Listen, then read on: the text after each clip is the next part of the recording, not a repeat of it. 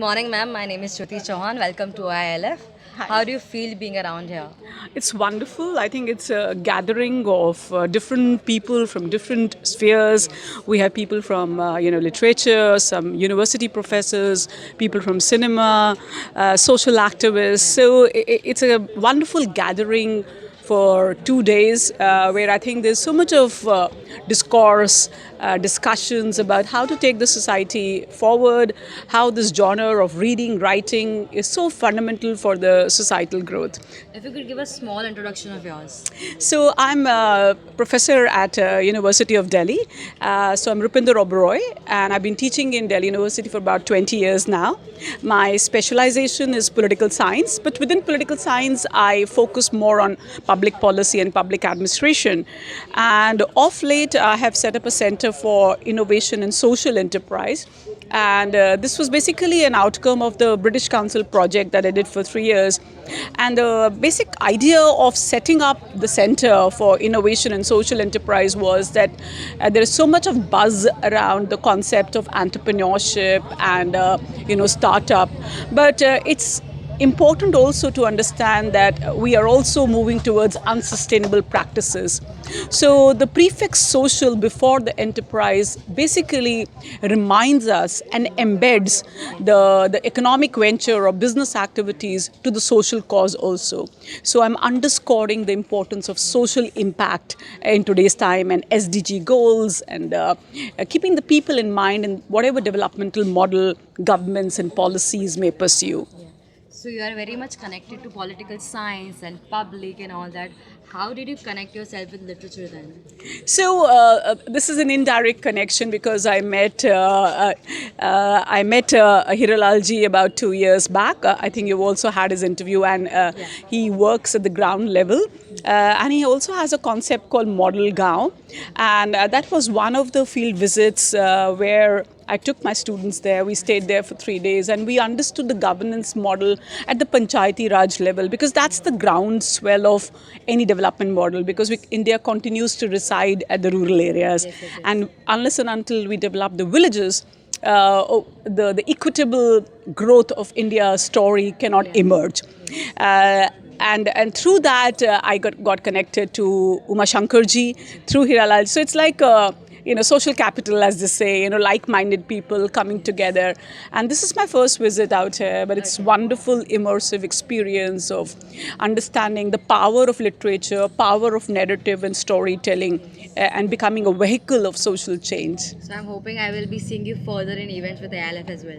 Yeah, hopefully, Yes, I yes. would. It'll be great to come back again. Okay, throughout your life, you must have met lots and lots of people, students. You have tackled a lot of us like us. So there's one thing you would like to tell us that will be useful for us in our life.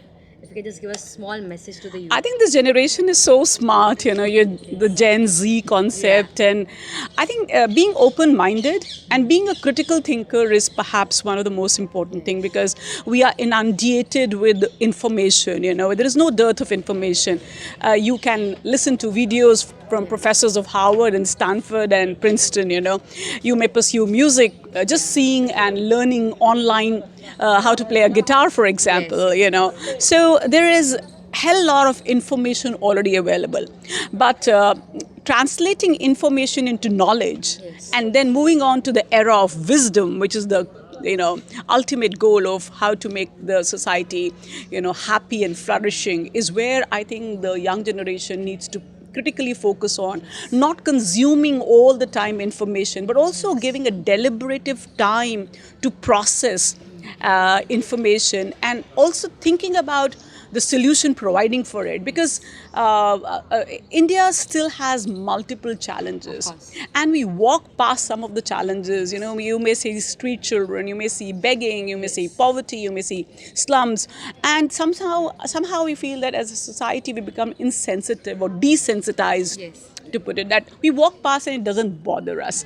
Even sanitation, Swachh Bharat Abhiyan, jaise hum baat kare, we still see the litter all around.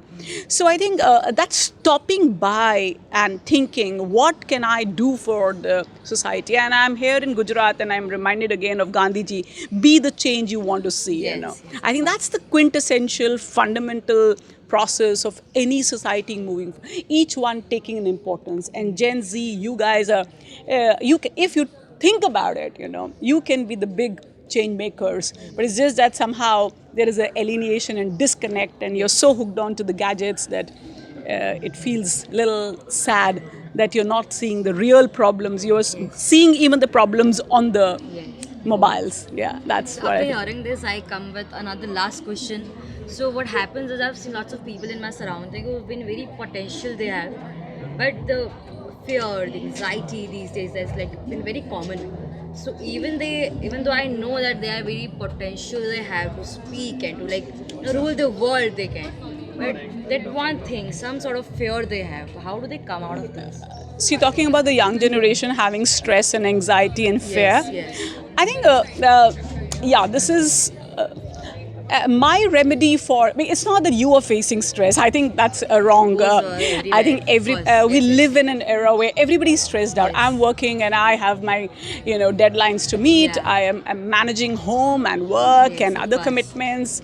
So I think stress is the part and parcel of modernization.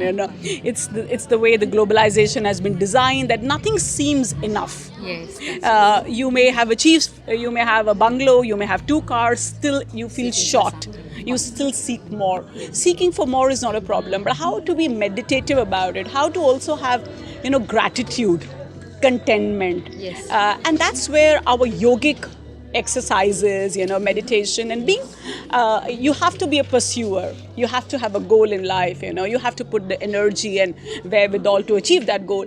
But also having the capacity to be more realistic and taking life in its stride, being slow about it. Let life play itself out, Don't be too anxious of getting this and that. And also finding your core passion is very important. You can't be everywhere. You can't do all the things. So integrating your own mission and vision and your goals to you who you are, understanding yourself will allow a lot of calming impact. of course. And for example, you like music, you like writing, you want to pursue, you want to be an entrepreneur, you could be a dancer. So knowing that bit about yourself is very, very important, and how you align yourself within and with the external world is so important. And this balance is to be striven. It's very difficult to achieve it. Even at this age, I do go through stresses and anxiety. So I will not say that I have achieved the moksha and I'm a perfect person. Of course. We all have our own battles and struggles, but managing them and sailing and enjoying the beauty of life. You forget to see the greenery around yourself, listening to the bird noises. Yeah. So this little beautiful Small things. stuff, yeah, enjoying life in beautiful small unfolding of beauty around us, being grateful, thankful are so important in life. I'm very grateful to host you here. You said you're coming here for the first time. Right. And I'm hoping I'll be seeing you throughout the years as well. Yeah, Thank it'll you be so much. lovely. Of Thank you course. very Thank much. you so much. Have a good day. Thank you. Thank you.